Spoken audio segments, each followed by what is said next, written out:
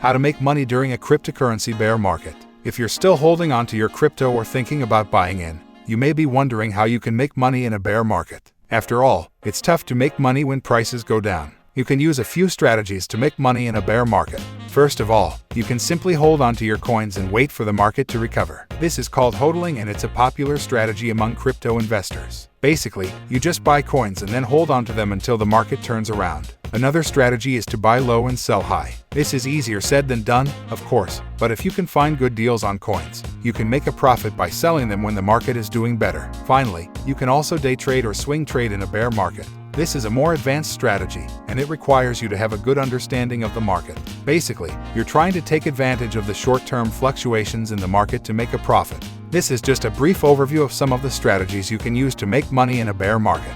If you are looking for more security, you should invest in a hardware wallet.